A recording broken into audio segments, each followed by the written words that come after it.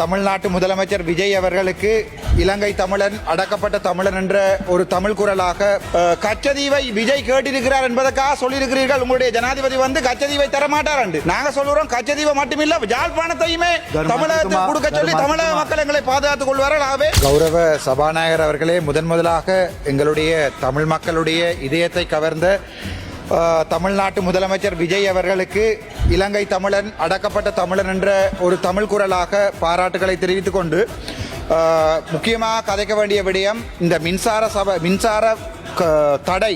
அது வந்து வடக்கு மாகாணத்தில் தீவு பகுதிகளில் மின்சாரம் என்பது வழங்கப்படுவது இல்லை என்பது ஒரு மிகப்பெரிய குற்றச்சாட்டு. அண்மைய தினங்களில் நான் நெடுந்தீவு அல்லது டெல்பிக்கு பயணித்த போது அங்கே பாதிக்கு பாதி மக்களுக்கு மின்சாரம் இல்லை.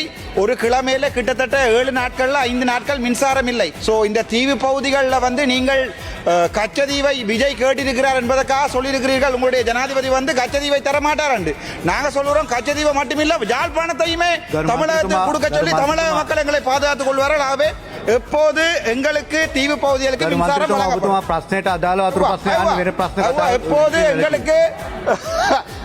எப்போது எங்களுக்கு மின்சாரம் தீவு பகுதிகளுக்கு வழங்கப்படும். அவ்வளவுதான். අමාත්‍යතුමා